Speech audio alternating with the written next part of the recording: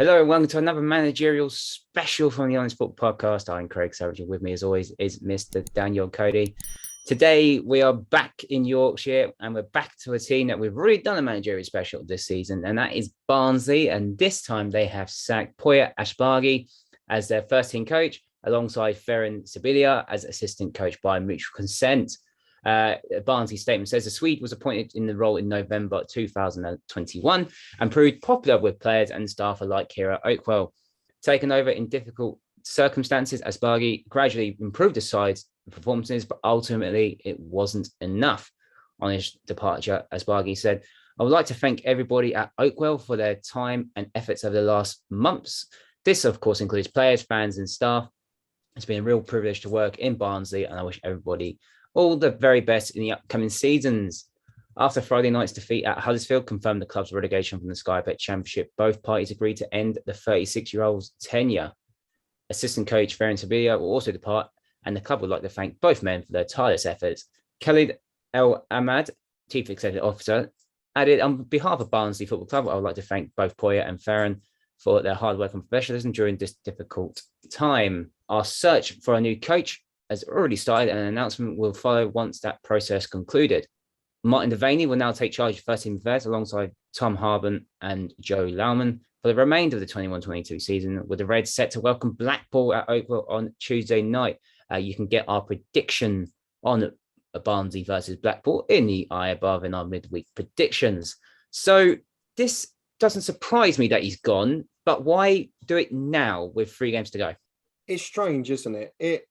It was a slight surprise to me, and it proves the contradiction of the statement, which is that their performance is gradually improved, but you don't trust him enough to lead you in League One, basically is what they're saying there. And there's a few things about it that surprised me. Is one, doing it with 3 games to go. From the perhaps suspicious side, I'm saying they're maybe giving Martin Devaney a chance for 3 games, and if he does well, a former player, someone who the fans can get behind, maybe giving him a go in League One. It's also a cheap option, isn't it?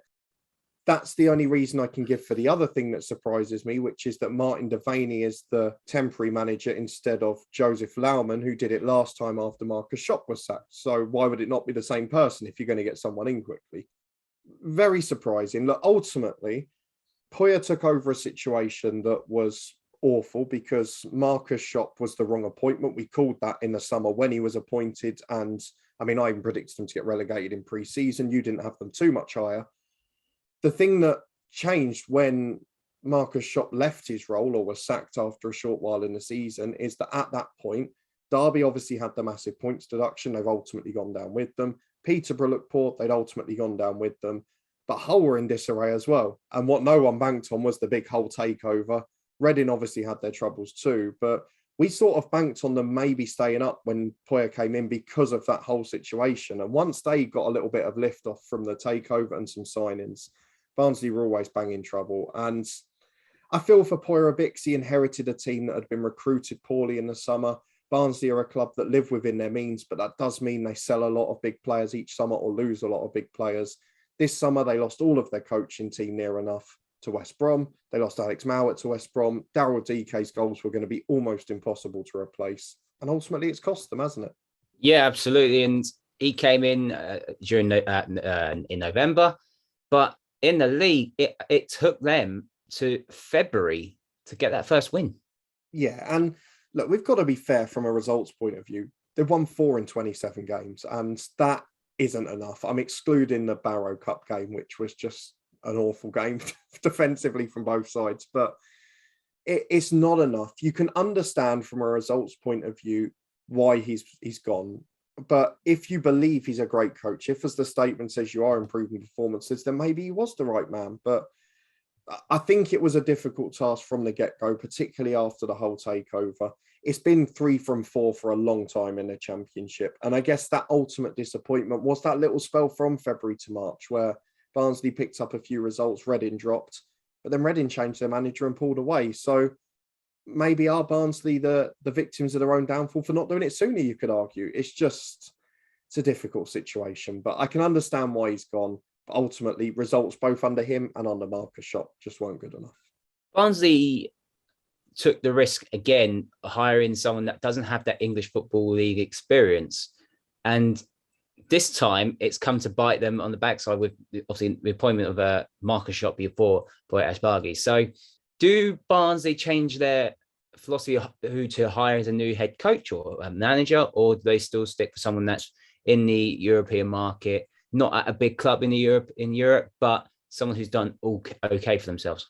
It's hard to tell, isn't it? Because we asked for it quite convincingly when Schopp was sacked earlier in the season. We talked about the fact that they might need a British manager for the situation they were in. You'll remember I was going loopy about Mick McCarthy, who was a Yorkshireman, just been sacked by Cardiff and wasn't held in the highest of esteem at the time.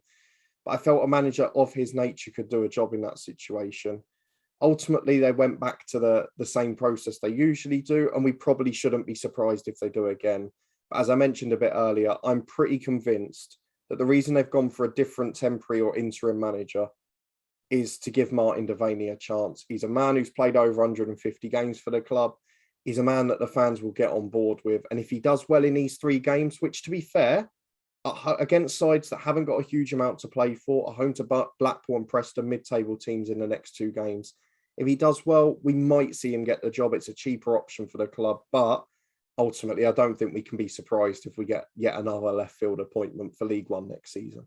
Yeah, speaking of League One, obviously now they've been relegated. Let's get on 2 things. Who will probably go from this current Barnsley squad?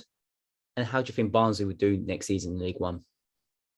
It's a great question, because if you look at the Barnsley squad, maybe some of the more higher quality players, the ones that might have saved them, have been injured a lot of the year, which we do have to factor in as well. But that's been the case for a lot of clubs this season. And we look at some of those at the top the same.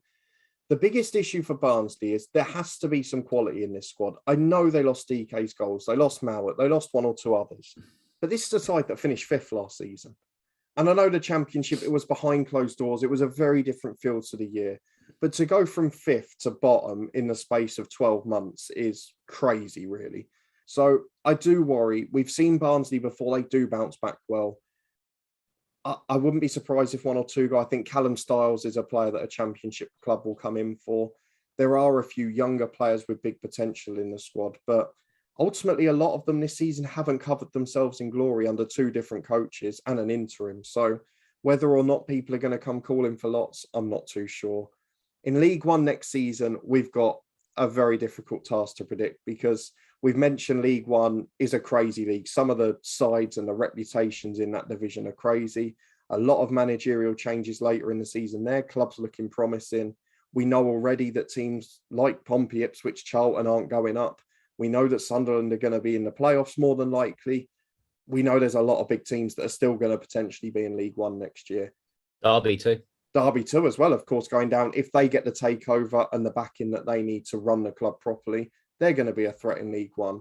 You've even got sides coming up in really good form too. So I don't know. Barnsley are always in and around that picture. They're coming down with Peterborough, who we know are always going to be in and around that picture. But I really think it's determined by who they're going to appoint. You mentioned a man just before we started recording who I think is the perfect candidate for the job. But I don't think that, other than Devaney, a British manager will probably get it. No, it's going to be a tough one for Barnsley. You said like Callum Styles, Cordy Woodrow is another name that if he stays fit. Missed a lot of the year, didn't he? Missed a lot of the year. He could be got. I think he's out of contract in the year. I could be wrong, but and it probably only real stand-up players, Carlton Morris up top for Barnsley. So yeah, it could do right in League One. But as you know, League One is a very tough league. It's getting tougher by the year. As a selfish point of view for Luton, point to say, I think that they left at the right time because it's getting ridiculous. But I think it literally depends on the right appointment, because Barnsley always go for left field appointments that none of us see coming. It's a tough summer for Barnsley. I don't think it's going to be as easy as what people might think. Who do you think gets it? I think Darren Ferguson should be the guy for it. I really do. Will he get it? No, because they just got like doing left field decisions. That's Barnsley's problem. Unless Stendhal wants to come back, I don't know. But I don't know. It's a really tough one to pick for Barnsley. Like, you know, when other teams they go, oh yeah, you know, this person might get it, this person might get it, because it's easy. Barnsley's that team that like, right, let's hire this guy from Austria. Okay, no disrespect to Austria, by the way. I just want to make that clear. Obviously, Stendhal was a very good choice. He done very well when he took him up from League One. got away with it on the final day under Struber.